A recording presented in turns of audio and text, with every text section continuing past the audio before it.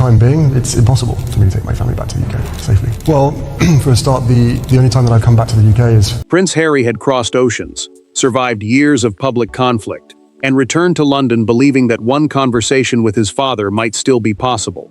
But at the gates of Buckingham Palace, his journey ended with a sentence no son expects to hear. The guards did not hesitate. The gates remained closed, and behind that refusal stood a direct command from King Charles himself. An order that transformed a private family fracture into a devastating royal rejection. Before we go deeper into what this really means for the royal family, make sure to subscribe so you don't miss a single update. Harry arrived before an engagement, seated inside a vehicle beside the entrance used by royals. Buckingham Palace was not merely a residence. It was the monarch's London headquarters, where authority and family access met. Passing through those gates would have meant his place still remained. A senior protection officer approached before the vehicle could move farther. Harry lowered the window, expecting a routine security check. Instead, the officer delivered the order. The Duke of Sussex had been refused entry on direct instructions from Charles. The king's command was absolute. His son was not to enter the grounds or reach any royal residence connected to the meeting. Harry stared at him, certain the message was wrong. He said his father knew he was coming and asked the officer to verify it. He repeated the request slowly, as though careful words might expose a mistake. The guard confirmed that the instruction had come from the monarch's private office, the team managing his confidential schedule and decisions. The answer struck deeper than protocol. Harry sat motionless while his driver waited. Anger came first, sharp and immediate, but something heavier followed. Charles had not simply delayed him. The king had chosen distance. A father had allowed locked gates and formal orders to speak in his place. One guard held a sealed instruction marked with a security reference usually attached to unauthorized visitors or possible threats. Harry noticed it, and his expression changed. This was not confusion. His name had entered a formal palace exclusion procedure. The most disturbing detail came next. The command had been issued only hours earlier. Until that morning, limited access had remained possible. Something had reached Charles, something serious enough to reverse his decision before his son arrived. Harry finally raised the window. As the vehicle pulled away, he took out his phone and called William. The future king watched his brother's name appear on the screen. He did not answer. The gates had closed in Harry's face, but the real barrier had been built long before his arrival, and every member of the family knew why. This was not simply a security decision involving a former working royal. It was the collision of three men, bound by blood, grief, duty, and years of words that could never be withdrawn. Harry saw a father refusing his son. Charles saw a monarch protecting the crown, and William stood between them, carrying the memory of a brother he once defended, and the responsibility of a kingdom he would one day inherit. Harry had returned to Britain believing one direct conversation could stop the relationship from collapsing beyond repair. During the drive, he rehearsed his first sentence repeatedly, choosing words that sounded calm even as fear tightened around him. The Duke of Sussex was no longer a working royal, meaning he no longer carried out official duties on behalf of the monarch.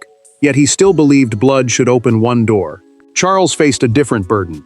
Every private meeting with his son now carried consequences for palace strategy, family privacy, and public confidence.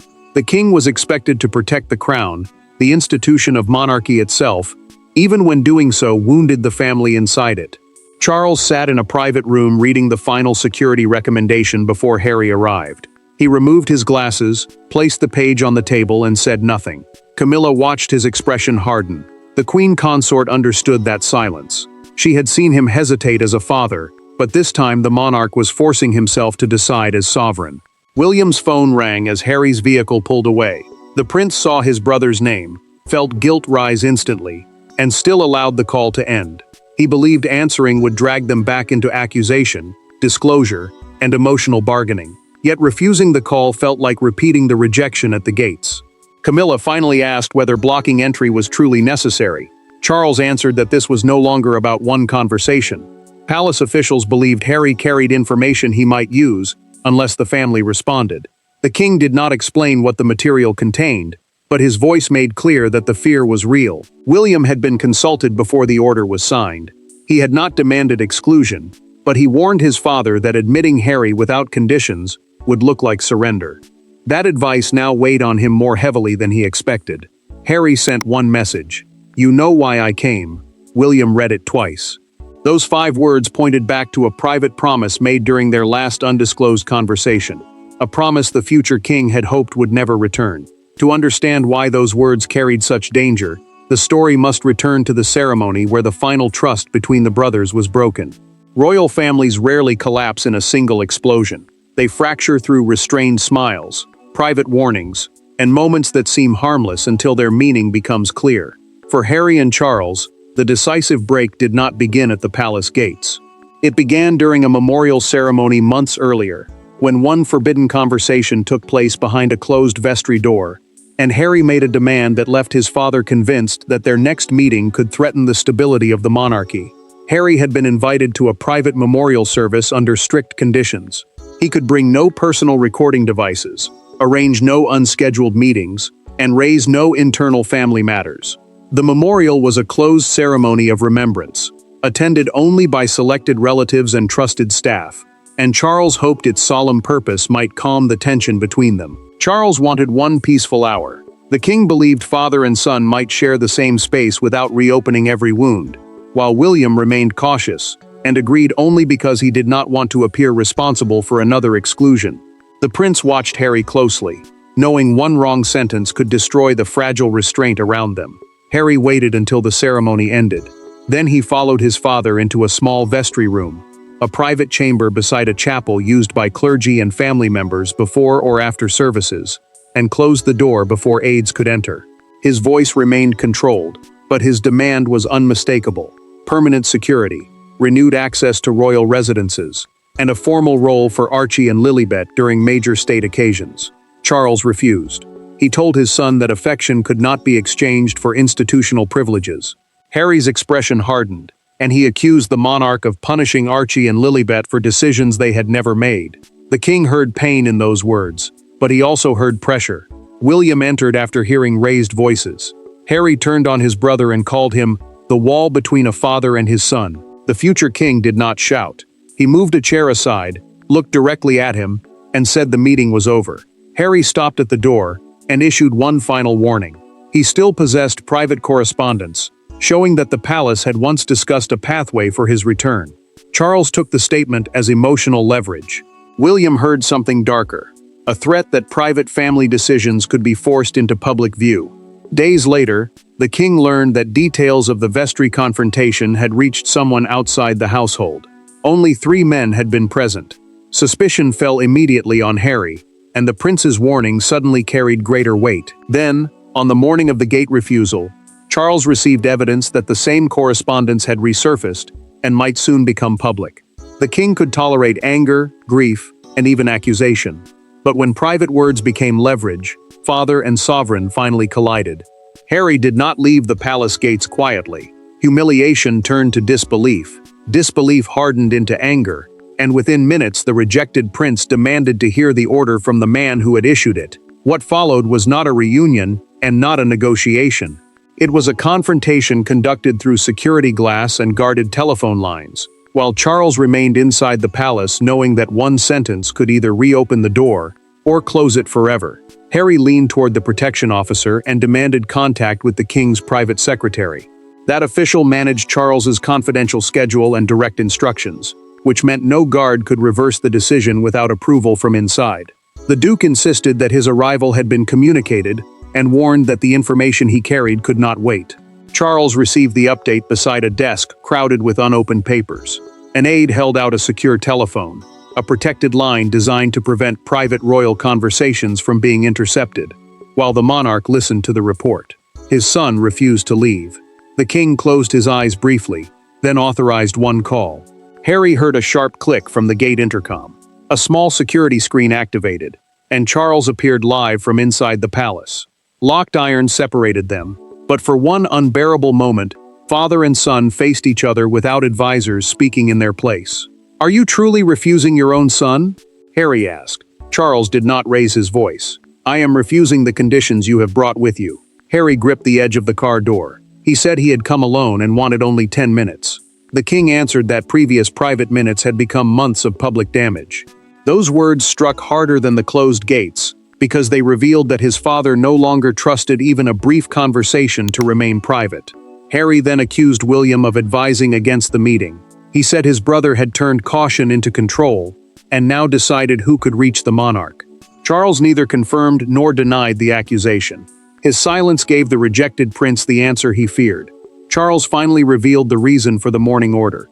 A copy of their private correspondence had been offered to a media intermediary, someone positioned between confidential sources and the press. The king believed publication was close. Harry's anger shifted instantly. He denied authorizing any release and insisted that someone around him had acted without permission. Charles watched him carefully, searching for certainty in his son's voice.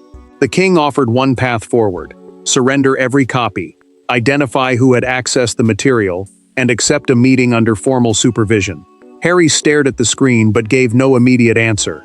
The confrontation had exposed Harry's pain, but the decision itself belonged to a deeper network of authority, and William was only one part of it. A royal command may carry the voice of one monarch, but it is rarely formed by one mind. Behind Charles's refusal stood security assessments, legal warnings, private loyalties, and a family terrified that another confidential conversation could become a global spectacle. Yet the most important moment did not occur around a conference table. It came when the king was left alone with the final decision, and discovered that no advisor could make it for him. Charles had listened, as the royal household security team reviewed Harry's request. The royal household was the staff structure that managed the monarch's official duties, residences, and protection. Its officers concluded that an unscheduled meeting created both operational danger and reputational risk, because no one could control what might later be disclosed. Palace lawyers pressed the warning further.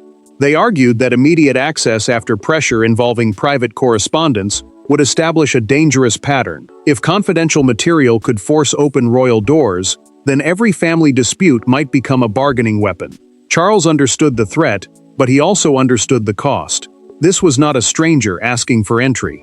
This was his son. Charles dismissed the advisors and remained alone with the authorization sheet. He lifted a fountain pen, paused over Harry's name, and signed. His hand trembled for only a moment, yet that movement exposed everything the king refused to say aloud. Camilla found him still seated at the desk. The queen consort studied the signed page and asked whether he had acted as monarch or as a wounded father. Charles looked at her and answered quietly that he no longer knew where one ended and the other began. She did not challenge him. She simply remained beside him as the silence thickened. William learned of the order soon afterward. The prince felt no victory. He walked toward a window and remembered the years when he had protected Harry after their mother's death, standing between his younger brother and a world neither child understood. Catherine listened, as he admitted that this was never the future he had imagined for them. The Princess of Wales heard regret in his voice, but she also knew he believed the boundary was necessary. The exclusion order reached far beyond one rejected visit. It temporarily removed Harry from the automatic access arrangements once connected to his position as the monarch's son. He could no longer assume that royal gates would open simply because of his birth. One hidden clause made the decision even harsher. Access could be restored only after Harry signed a confidentiality undertaking, a legal promise preventing private conversations with senior royals from being disclosed. When the document reached Harry's legal representative, one sentence triggered immediate alarm. The Duke was no longer recognized as an expected royal visitor unless personally summoned. By sunset, the rejection was no longer confined to one gate, and Harry began to understand how completely his place within the family had changed. The most painful consequences arrived after the cameras were gone and the palace disappeared behind Harry's car. He had entered London believing that royal blood still guaranteed one final path to his father. He left knowing that his name now required clearance. The rejection followed him into a quiet hotel suite, where unanswered calls, a sealed legal notice, and one devastating message forced him to confront a reality he had resisted for years. Harry chose the hotel instead of the airport. His staff canceled 2 planned appointments, while he decided whether to challenge the order or accept Charles's conditions. The Duke of Sussex, the title marking his place within the royal family despite his departure from official duties, now found himself shut out from the very institution that had shaped his entire life. The palace moved quickly. Officials circulated a confidential instruction to royal residences, confirming that Harry required prior authorization before entering restricted property. That meant his exclusion reached beyond Buckingham Palace. Every gate, private entrance, and protected residence now carried the same warning. Harry removed his jacket, placed his phone on the table, and opened the legal notice. He read it once in anger. He read it again in silence. Then he pushed the document away and whispered that he had been treated like a stranger. Meghan called from California before he could respond publicly. She urged him not to speak while rage controlled his words. Harry admitted that the guards had not caused the deepest wound. Hearing Charles defend the order in his own voice had made the rejection personal. The king had not hidden behind officials. His father had chosen the boundary himself. Harry then sent William a long message, accusing him of turning Charles against him. The prince read it beside Catherine, and felt every line pull him toward another bitter exchange. The Princess of Wales advised patience, and he refused to answer, convinced that one angry response would deepen the fracture. A sudden discovery changed the mood. Harry's aide found evidence that the disputed correspondence had been accessed through an account shared by several former advisors. The finding supported his denial, but it raised a more dangerous question. Who had wanted the palace meeting destroyed before it could begin? Another message arrived from Charles's private secretary. The king would permit a supervised meeting the following morning, but only if Harry surrendered every copy of the correspondence before midnight. A supervised meeting meant officials would control the time, setting, and record of the conversation. Harry stared at the demand, then ignored his lawyers. Instead, he asked for one private meeting with William, without aides, officials, or written records. For the first time since the gates closed, Harry stopped fighting the institution and reached toward the brother he believed had abandoned him. No guards stood between them. No private secretaries arranged their words. No palace statement waited to redefine what happened. When William entered the small private room where Harry was waiting, the brothers faced each other as they had not for years. Not as heir and exile, but as two sons carrying the same childhood grief. The conversation did not erase the past. It did, however, expose the truth that neither man had been willing to say aloud. William had agreed to meet in a neutral residence far from Buckingham Palace. Both brothers arrived without aides, recording devices, or security personnel inside the room. That mattered because every previous conversation had carried the fear of leaks, official summaries, or competing versions. This time, no institution stood between them. William spoke first. The prince made clear that he had not come to negotiate royal access or restore privileges. He wanted one answer. Had Harry known the correspondence was being circulated, and could Charles safely meet him without another private moment becoming public property? Harry placed his phone on the table and slid it across. Account records showed that the material had been accessed without his approval. The future king studied the screen, then set it down carefully. His expression changed, but not enough to erase years of suspicion. Harry admitted the harder truth. He had used the letters to pressure Charles during the memorial confrontation. He had wanted his father to feel the cost of refusing him, but he had never intended publication. Fear had made him speak like an adversary instead of a son. William did not excuse him. He acknowledged recommending restrictions and explained why. Every attempt at reconciliation had been followed by another disclosure, another accusation, another wound reopened in public. He could no longer protect both Harry and the family if trust vanished after every meeting. Harry finally asked whether the palace gates would remain closed forever. William answered that titles and apologies would not decide that. What mattered was what the Duke did before midnight. Then the prince revealed what Charles had never said aloud. The king had kept Harry's original request for reconciliation in his private desk. He had not destroyed it. The refusal was a boundary, not permanent emotional banishment. Harry reached for the confidentiality undertaking, a legal promise that private royal conversations would remain private. He signed it, authorized an investigation into the leaked correspondence, and asked William to deliver the papers personally to their father. William took the documents and left. Outside, his phone filled with alerts. The gate confrontation had reached the public. The brothers had found a fragile private understanding, only to discover that the world was now preparing its own verdict. By morning, the closed palace gates no longer belonged only to Harry and Charles. They had become a national symbol. Some saw a monarch defending the dignity of the crown. Others saw a father turning away a wounded son.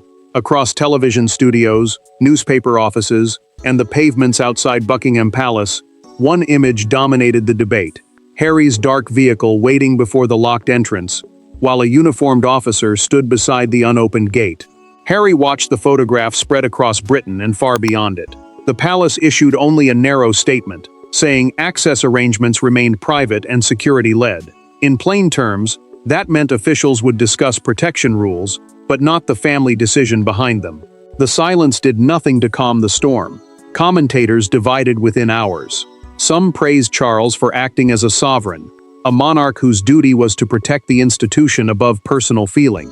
Others accused the king of allowing palace discipline to replace paternal compassion. Every argument returned to the same painful truth. This was both a constitutional boundary and a father refusing his son. One newspaper captured the crisis in a single front page. Beneath the headline, "A Son Shut Out," the gates filled the page while Harry's face appeared through the vehicle window. The image turned a private rejection into a public symbol of royal estrangement. Outside Buckingham Palace, an elderly man holding flowers spoke during a live broadcast. "A king may close a gate, but a father must leave some door open," he said. The sentence was replayed throughout the day, and its simplicity cut through every polished palace explanation. Harry sat in his hotel and watched the coverage with growing discomfort. Meghan called and urged him to release a statement before the palace controlled the entire story. He refused. The Duke had promised William that reconciliation would not become public theater, and he knew breaking that promise would destroy the fragile trust they had just rebuilt. Broadcasters soon learned that a conditional meeting with Charles had been arranged. Speculation surged that public pressure had forced the king to retreat. Yet inside the palace, a different truth was emerging. Charles received an investigation summary confirming that the leaked correspondence had come from a former external advisor seeking a media deal. The discovery validated Harry's denial and removed the darkest suspicion hanging over him. The king read the conclusion, closed the folder, and gave one instruction: open the gates for a single vehicle. For Harry, that command offered hope, but it also carried a warning. The same gates that had delivered humiliation were about to witness the final decision. But admission would not mean restoration, and forgiveness would not erase consequence. When Harry returned to Buckingham Palace, the gates opened without delay. Yet nothing had returned to the way it was. The prince entering that morning was no longer demanding recognition, access, or victory. The king waiting inside was no longer pretending that affection could survive without boundaries. Their meeting did not restore the old royal order. It delivered something more difficult, a final acceptance of what had been lost, and a clear decision about what could still be saved. Harry entered under scheduled authorization and was escorted to a private room where Charles waited alone. Scheduled authorization meant that access had been formally approved in advance rather than granted through family status. No photographers, advisors, or senior courtiers stood nearby. Neither man could hide behind the institution. Charles confirmed that the former external advisor who circulated the private correspondence had been identified. The king accepted that his son had not approved the leak, but he refused to ignore the pressure used during their earlier confrontation. Innocence in one betrayal did not erase responsibility for another. Charles placed the signed confidentiality undertaking between them. The document was a legal promise that future private conversations would remain protected. Harry did not reach for it. Instead, he apologized for using personal letters as leverage and admitted the truth he had resisted. He had confused access to the monarchy with access to his father. The king listened without interruption. Then he told Harry that he would always be his son, but automatic entry, institutional privileges, and informal exceptions were over. Future contact would have to be requested privately, agreed in advance, and protected from public exploitation. Harry accepted the boundary without argument. The Duke did not regain his former royal position, yet he understood that the personal relationship had not been permanently severed. Something remained, smaller than before, more fragile than either man wanted, but real. Charles then revealed why the gates had closed. He had wanted to stop a destructive pattern, not erase his child. Hearing Harry through the intercom had caused him pain, but reopening the entrance without accountability would have guaranteed another crisis. William's role changed as well. The prince remained cautious, yet he agreed not to obstruct private contact between father and son, while Harry respected their conditions. Harry departed through the same gates that had rejected him, but now he understood their meaning. They no longer marked a home he could enter by right. They marked a boundary he had to respect to preserve what remained of his family. The gates opened, the father and son spoke, and the monarchy delivered its final verdict. Love could survive the separation, but trust would now have to be earned. Thanks for watching. Please don't forget to like and subscribe, and we will see you in next one.